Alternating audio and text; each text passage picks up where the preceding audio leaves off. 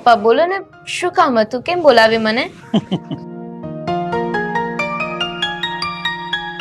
લે બેટા, આ 1,00,000 રૂપિયા તારા લગ્ન નજીક આવે છે ને, તો તારે ખરીદી કરવામાં કામ આવશે. પપ્પા મારે રૂપિયા નથી જોઈતા, તમે તમારી પાસે જ રાખો. કેમ બેટા ના પાડે છે? આ તારા લગ્ન નજીક આવે છે તો તારે બધી નાની મોટી શોપિંગ કરવી હોય તો પૈસાની જરૂર નહીં પડે? પપ્પા તમારા રૂપિયા ઉપર મારો હક નથી, કારણ કે હું તમારી સગી દીકરી નથી પણ પાલક દીકરી છું, એટલે હું તમારા રૂપિયા આમ ઉડાવી નહીં શકું. બેટા, તું ભલે મારી પાલક દીકરી હો, તું મારા મિત્રની દીકરી છો, પણ છતાંય મેં તને ક્યારે પારકી નથી માની. મારી પોતાની જ દીકરી મેં તને માની છે. એ તો તમારી મહાનતા છે પપ્પા, કે તમે મને હંમેશા પોતાની દીકરી જ માની છે. પણ મને તો બસ 10 જોડી કપડાં ને 2 તોલું સોનું મળી જાય એટલે હું મારા સાસરે ચાલી જઈશ. અરે બેન, પપ્પા પૈસા આપે છે તો રાખી લે ને, આવું બધું ના વિચાર. ના ભાઈ, તમે લોકોએ મને આશરો અને પ્રેમ આપ્યો છે ને, એ જ મારી માટે બહુ છે. મારે બીજું કશું નથી જોઈતું.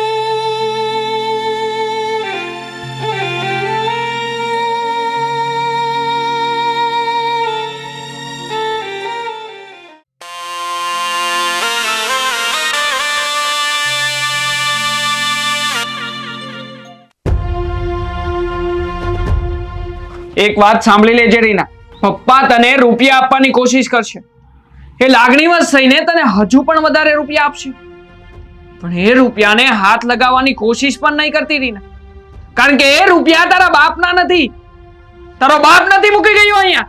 ભાઈ, મારે 1 રૂપિયો પણ નથી જોઈતો. આજ સુધી તે મને ઘરમાં રહેવા દીધી ને, એ જ મારી માટે બહુ છે. અને હા, બીજી વાત સાંભળ, આ ઘરમાં મારા મમ્મીના ઘરેણા પણ પડ્યા છે.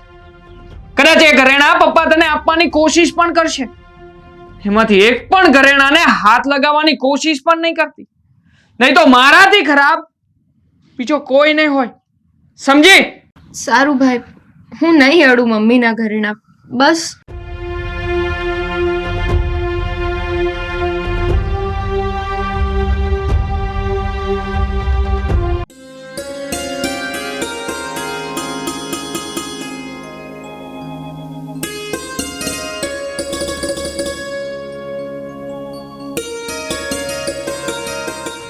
અરે રાહુલ, તું હજી તૈયાર નથી થયો? કરે છે શું તું? અરે વહુ અને એનો ભાઈ આવતા જ હશે. હા તો ભલે ને આવે, પણ એમાં આટલી ઉતાવળ શું કામ કરો છો? અરે હજી તો બજારમાંથી નાસ્તો લાવવાનો બાકી છે. ઝટ કર, તું ક્યારે પરવારીશ? જા અને નાસ્તો લઈ આવ બજારમાંથી. અરે પણ 5 મિનિટ ખમો ને, એટલી બધી ઉતાવળ તો તમે લઈ આવો નાસ્તો. અરે મારે ઘરમાં કેટલા કામ છે તને ખબર છે? હજી કચરા પોતા બાકી છે, બીજી સાફ સફાઈ બાકી છે, અને ઘરના કેટલાય કામ બાકી છે. હું માંડ પરવારી રહીશ ત્યાં સુધીમાં તો મહેમાન આવી જશે. મમ્મી, થોડા દિવસ તમારી માથે કામની મારામારી રહેશે, પણ રીના પરણીને આવવાની જ છે, પછી તો તમારા માથેથી કામ હળવું થઈ જશે. એ વાત તારી સાચી હો. આ રીના પરણીને આવી જાય ને પછી મારા માથેથી કામની જવાબદારીનો બોજ ઉતરી જશે. એકદમ શાંતિ, મારે પણ ને મારી વહુને પણ.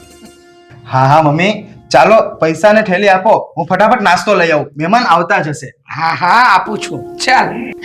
સારું ચાલ, તું બહાર આવ, હું તને થેલી આપું.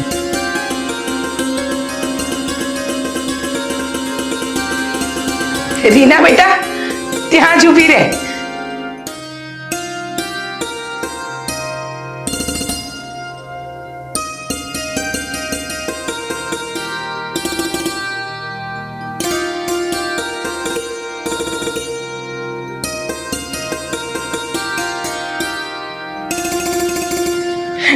હવે આવ.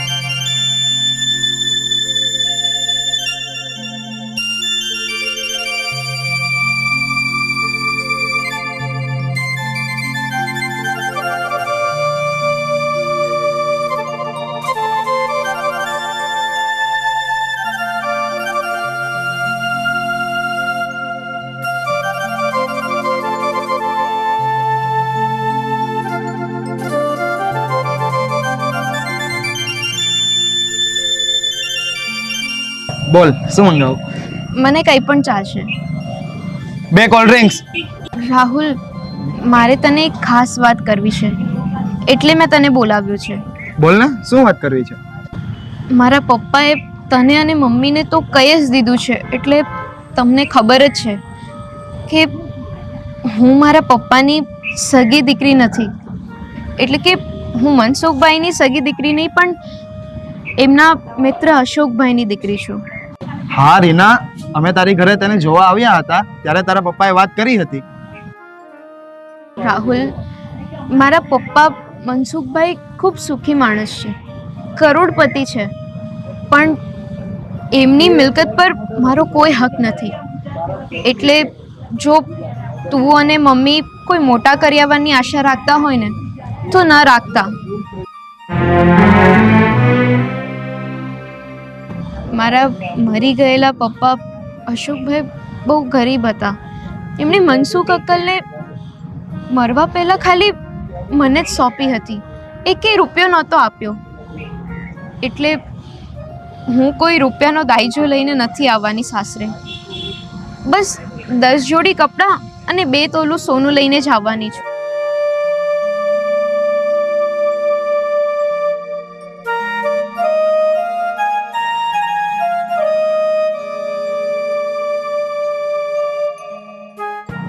રીના, મને તારી પાસે દહેજની જરાય લાલચ નથી અને હું દહેજ લેવામાં માનતો પણ નથી. પણ મારા મમ્મીને તારી પાસે બહુ મોટી આશા છે. એને તો એમ જ છે કે તું સુખી ઘરની છોકરી છો, એટલે તું ઘરમાં સમાય નહીં આટલો બધો કરિયાવર લાવીશ. રાહુલ, મારા લગ્ન થઈ ગયા પછી હું સાસરે આવું અને ત્યારે દહેજને લઈને કજિયા થાય એ પહેલાં તું મમ્મીને આ બધી વાતની ચોખવટ કરી દેજે.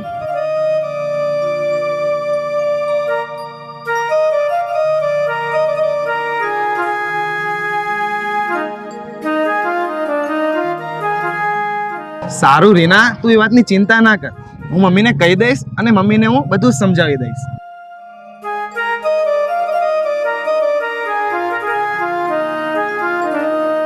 સારું ચાલ, મારે ઓફિસ જવાનું મોડું થાય છે, હું નીકળું.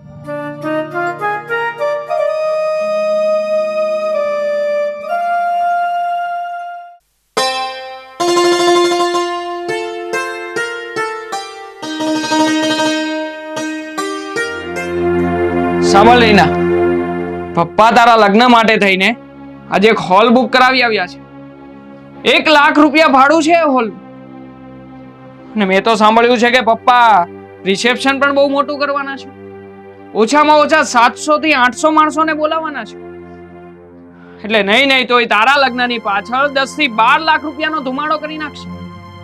હું નથી ઈચ્છતો કે મારા રૂપિયા આ રીતે ઉડાડી દે. પણ ભાઈ, પપ્પાને હું આ બધું કરવા માટે નથી કહેતી. હા તો જા, જઈને પપ્પાને ના પાડ કે તારે ધામધૂમથી લગ્ન નથી કરવા. તું એક સાદાઈથી ફુલાર કરીને તારા લગ્ન પતાવડાવી દઈશ. અને એક વાત કાન ખોલીને સાંભળી લેજે, જો પપ્પાએ તારા લગ્નમાં રૂપિયાનો ધુમાડો કર્યો છે ને તો હું તને એટલી મારીશ કે તું ગમે એટલી પીઠી ચોળીશ ને તું પણ તારી સોડ નહીં ઢંકાય. જા અહીંયાથી. સારું ભાઈ, હું પપ્પાને ના કહી દઉં છું. બસ અત્યારે જ જાને ના પાડતી આવ જા.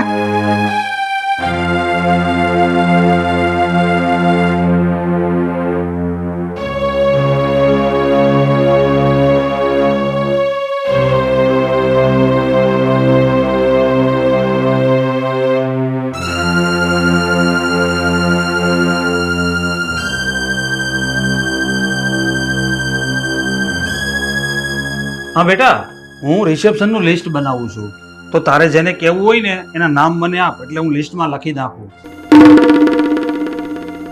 પપ્પા, મારે કોઈને નથી કહેવું. આપણે આવા બધા તોફાન નથી કરવું મારે આવું રિસેપ્શન.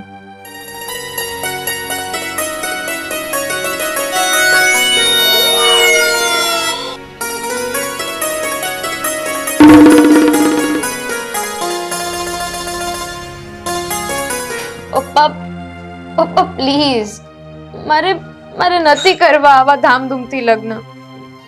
મંદિરમાં સાદાઈથી લગ્ન પતાવી દો ને. બેટા, મને તો એ નથી સમજાતું કે આ તારા લગ્નમાં તો દરેક વસ્તુની ના કેમ પાડે છે. તને કોઈ કાંઈ કહે છે? કોઈ ખીજાય છે તો પછી બેટા તું ના કેમ પાડે છે? પપ્પા મને મને કોઈ ના નથી પાડતું, મને કોઈ કંઈ નથી કહેતું, પણ તમારા રૂપિયા આમ વાપરવાનો મને કોઈ હક નથી. પણ બેટા બસ પપ્પા, હવે જો તમે એક શબ્દ પણ આગળ બોલ્યા છો ને તો તમને મારા સમ છે.